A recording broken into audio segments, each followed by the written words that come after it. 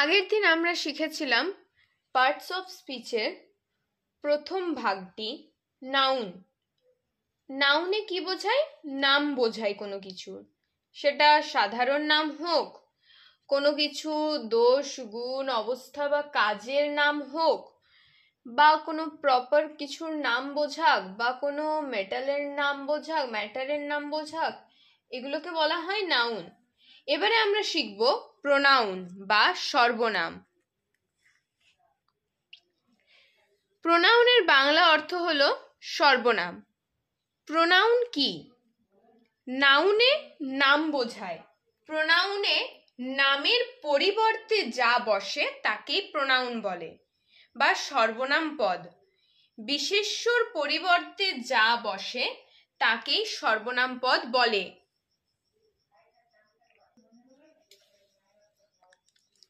তাহলে আমাদেরকে যদি প্রোনাউনের ডেফিনেশন বলা হয়, তাহলে আমরা প্রোনাউনের ডেফিনেশনে কি লিখতে পারি? A pronoun is a word used instead of a noun.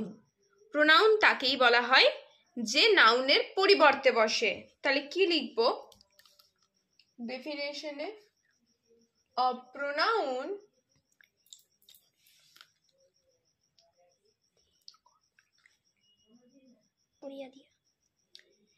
তাহলে প্রোনাউন কি? A word used instead of a noun. A pronoun is a word instead of a noun. তাহলে আমি যদি আগে একটা সেন্টেন্স লিখি, example number 1, Ram is a boy. তাহলে আমি এখানে কি লিখলাম? Ram is a boy. তারপরে যদি আমি লিখি রাম reads in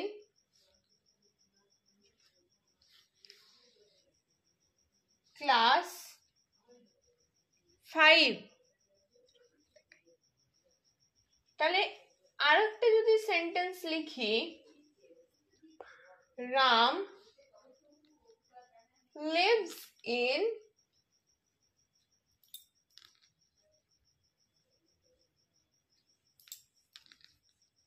আসানসোল। যদি এখানে লিখি Ram is a boy, Ram reads in class 5, Ram lives in Asansol. তাহলে এখানে বারবার যে আমরা রাম রাম রাম বলছি, বারবার নামটা শুনতে ভালো লাগছে না। আমরা রামের পরিবর্তে কি লিখতে পারি?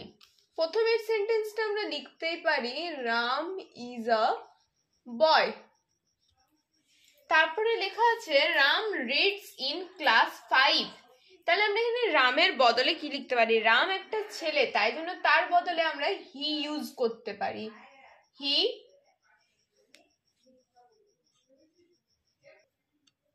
তাহলে এখানে কি লিখলাম?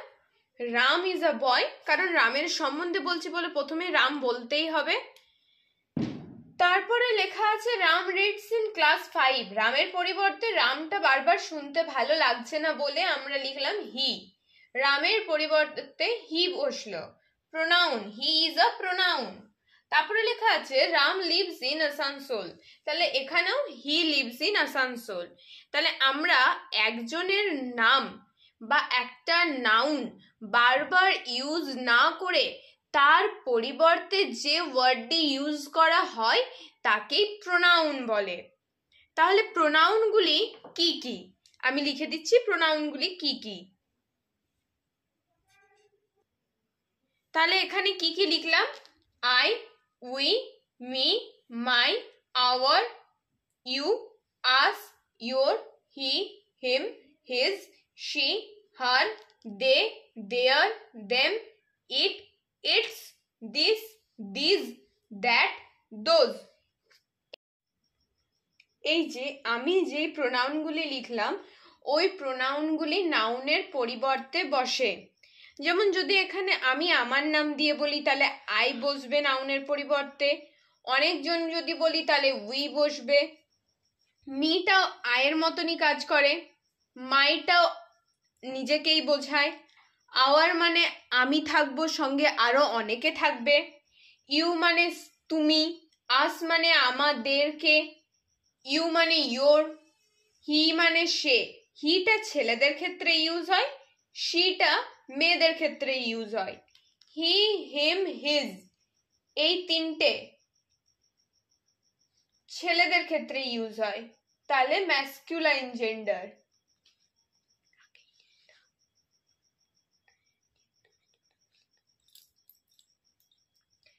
এগুলো হলো ম্যাসকুলাইন জেন্ডার। তাহলে শি আর হারটা কি? Female, feminine gender.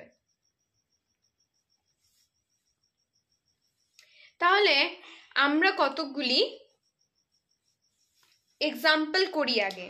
আচ্ছা, তার আগে আমি বলে দিই, প্রোনাউনের মধ্যে তিনটে ভাগ আছে, first person, second person, third person. আমরা ফার্স্ট পারসন কোনগুলোকে বলতে পারি? তাহলে আমরা লিখি এখানে ফার্স্ট পারসন। তাহলে আমরা এখানে ফার্স্ট পারসন কোনগুলোকে বলতে পারি? I, we, me, my, us, hour.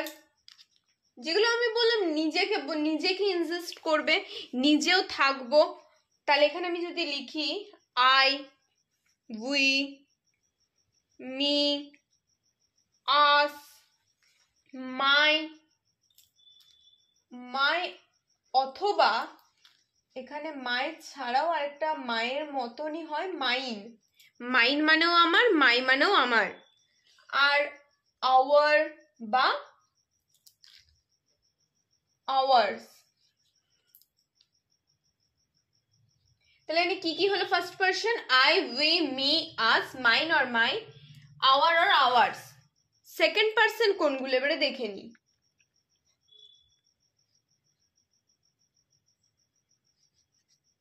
Second person হলো you, you, yours. You, you, yours.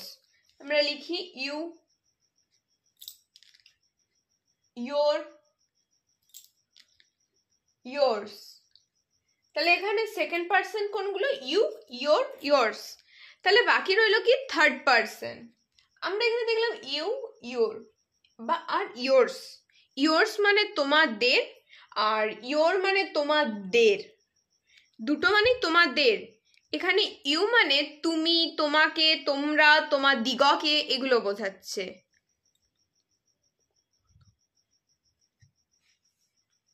তাহলে থার্ড পারসন কোনগুলো?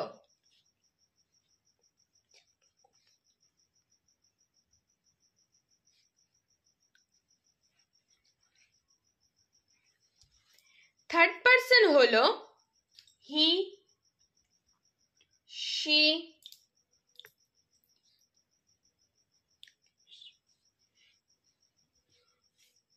দে, হিম, হার,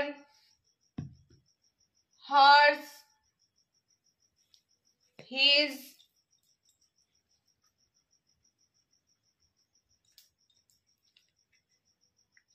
দেম। আমি মানে দেটা আগেই লিখেছি, they, them.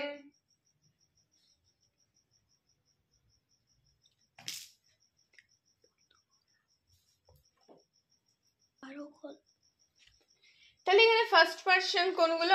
I, we, me, us, my, mine, our, ours. Second person কোনগুলো? You, your, yours. Third person কোনগুলো? He, she, they, him, her, hers, his, them, their, theirs, it, its, this, this, that, those. First person second পারসনে যেগুলো থাকবে না ওইগুলোই third পারসনে থাকে।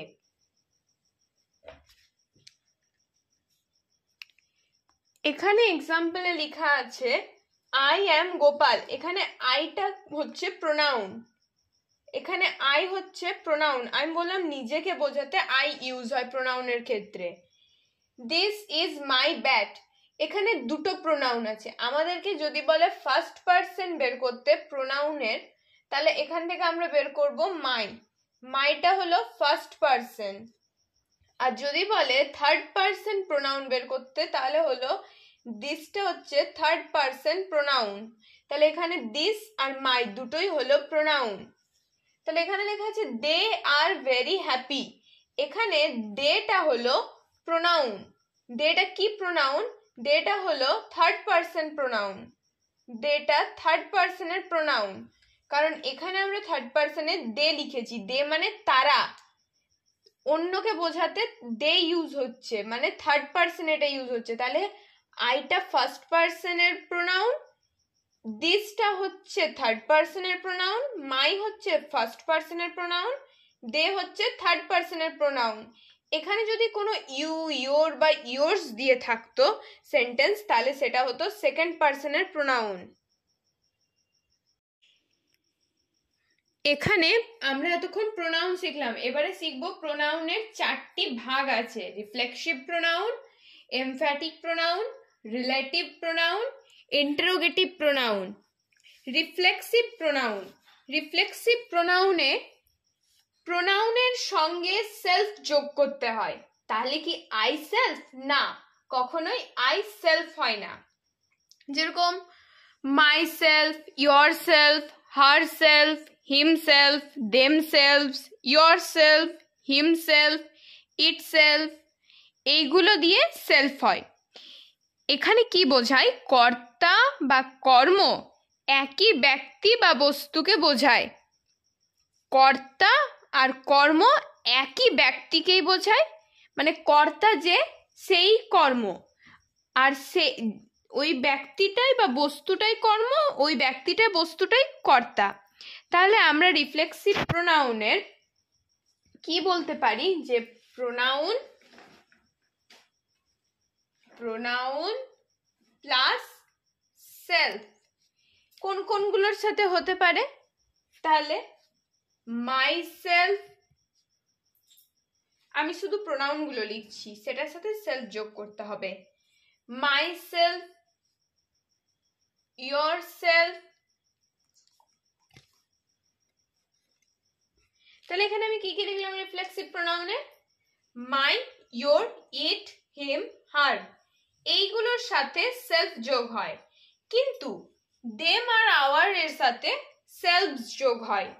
Them selves, hour selves, কারণ দেমটাও অনেকজনকে বোঝাচ্ছে, আওয়ারটাও অনেকজনকে বোঝাচ্ছে। অনেকজনকে বোঝালে সেলভস হয়, আর একজনকে বোঝালে, যেমন মাই, ইয়োর, ইট, হিম, হার, এইগুলোতে একজনকে বোঝাচ্ছে, তাই জন্য সেলফ হয়েছে। তাহলে আমি যদি এখানে একটা এক্সাম্পল দেখে নিই, ইউ হ্যাভ হার্ট yourself, তাহলে এখানে রিফ্লেক্সিভ প্রোনাউন কোনটা? yourselfটা। রিফ্লেক্সিভ প্রোনাউন কোনটা? yourselfটা। তাহলে এখানে সেন্টেন্সটার মানে কি? ইউ হ্যাভ হার্ট yourself, তুমি নিজেকে আঘাত করেছো, মানে এখানে নিজেকেই বোঝাচ্ছে, যে কর্তা সেই কর্ম। এখানে অবজেক্ট আর সাবজেক্ট সেম, তাই জন্য এখানে এটাকে বলা হয় রিফ্লেক্সিভ প্রোনাউন।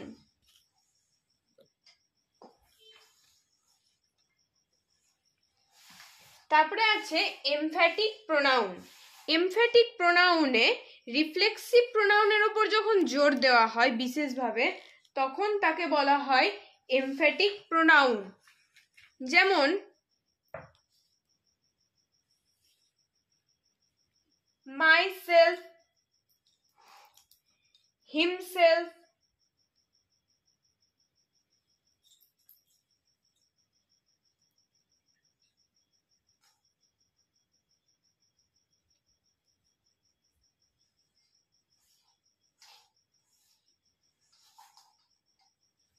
হারসেলফ, আরো অনেকগুলো।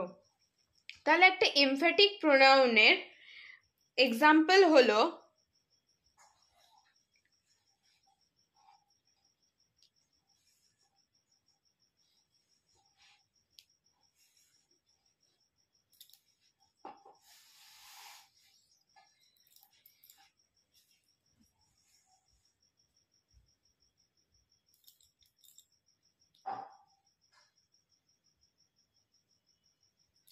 এখানে লেখা আছে Deepika herself came back.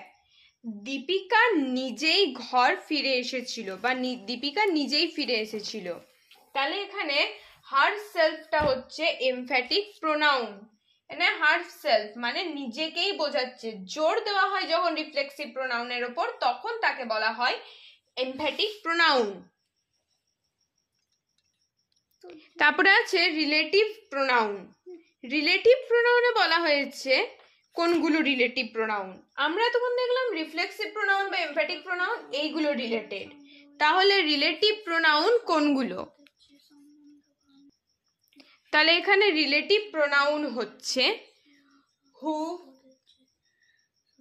Whose, who, whose, whom, which, that, whom, which,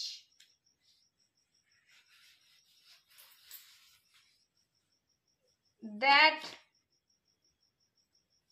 এর রিফ্লেক্সিভ প্রোনাউন কোন, রিলেটিভ প্রোনাউন কোনগুলো? Who, whose, whom, which, that, এইগুলো হচ্ছে রিলেটিভ প্রোনাউন। এবারে বলি, হু মানে এখানে কে নয়, যে। এখানে হু মানে যে বোঝাবে, হুজ মানে যাহার বা যাদের বা যার বোঝাবে, হুম মানে যাকে বা যাহাকে বোঝাবে, which মানে যাহা বা যেগুলো, মানে অনেক কিছু বোঝায় বা যেগুলো, যে দিয়ে বোঝাবে। which মানে আমরা কি জানি, কোনটা, কোন জিনিসটা এইটা। আর এখানে which মানে বোঝাবে যেগুলো বা যা। দ্যাট মানে এখানে যা বা যাহা, দ্যাট মানে আমরা জানি ওই, তাহলে দ্যাট মানে এখানে বোঝানো হবে যাহা বা যা। তাহলে আমি একটা এক্সাম্পল দিই। I know Raja who is your brother, who is your brother। এখানে তাহলে কি, আইটাও একটা প্রোনাউন, হুটাও একটা প্রোনাউন, ইয়োরটাও একটা প্রোনাউন, কিন্তু এখানে আমাদেরকে কি চুজ করতে বলেছে? Relative pronoun. আমাদেরকে এখানে রিলেটিভ প্রোনাউন চুজ করতে বলেছে। তাহলে এখানে রিলেটিভ প্রোনাউন কোনগুলো? হুটা। ম্যাক্সিমাম WH ওয়ার্ড মানে এখানে হু, হুজ, হুম, which, এগুলো তো ম্যাক্সিমাম এর মধ্যে পড়ছে। এগুলো ছাড়াও আর এক দুটো থাকতে পারে, যেমন হাউ, হাউটাও রিলেটিভ প্রোনাউন। এই WH ওয়ার্ড গুলো হচ্ছে রিলেটিভ প্রোনাউন। তাছাড়াও আরেকটা রিলেটিভ প্রোনাউন হলো দ্যাট। এরপরে আমরা শিখবো ইন্টারোগেটিভ প্রোনাউন। ইন্টারোগেটিভ প্রোনাউনে কি বলা হচ্ছে? আমি রিলেটিভ প্রোনাউনটা বললাম যে এমফ্যাটিক প্রোনাউন বা রিফ্লেক্সিভ প্রোনাউনের সাথে রিলেটেবল নয়, কিন্তু ইন্টারোগেটিভ প্রোনাউনটা রিলেটিভ প্রোনাউনের সাথে রিলেটেবল। তাহলে ইন্টারোগেটিভ প্রোনাউনটা কিভাবে রিলেটেবল? ইন্টারোগেটিভ প্রোনাউনে আছে হু, হুজ, হুম, হোয়াট, which।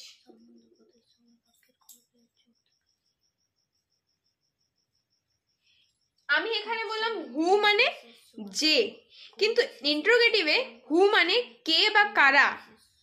রিলেটিভে বললাম হুজ মানে যার বা যাদের বা যাহাদের, আর এখানে হুজ মানে কারা বা কাহাদের বা কাহার।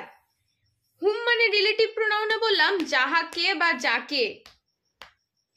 হুম মানে কাহাকে বা কাকে বা কাদেরকে। হুইচ মানে রিলেটিভ প্রোনাউনে বলা হলো যাহা বা যেগুলো বা যেগুলি, এটা বলা হলো। কিন্তু ইন্টারোগেটিভ প্রোনাউনে which মানে কোনটি, কোনগুলো, মানে কমন যেগুলো মিনিং। হোয়াট মানে কি, হু মানে কে, হুজ মানে কাহার বা কার, হুইচ মানে কোনটি বা কোনগুলি, এইগুলো বোঝাবে ইন্টারোগেটিভ প্রোনাউনে। তাহলে আমরা ইন্টারোগেটিভ প্রোনাউনটার এক্সাম্পল দেখে নিই। হু আর ইউ। এখানে হু আর ইউ লিখলে আমাকে আগে একটা সেন্টেন্স লিখতে হতো, কিন্তু এখানে ইন্টারোগেটিভ প্রোনাউনে হু আর ইউ লিখলে আমাকে কোনো সেন্টেন্স লিখতে হবে না, কারণ এখানে হুটা হু এর মতোই ইউজড হবে। হু মানে কে, আমরা জানি হু আর ইউ মানে তুমি কে বা তোমরা কারা। তাহলে ওরকমই হোয়াট দিয়ে যদি দেখি,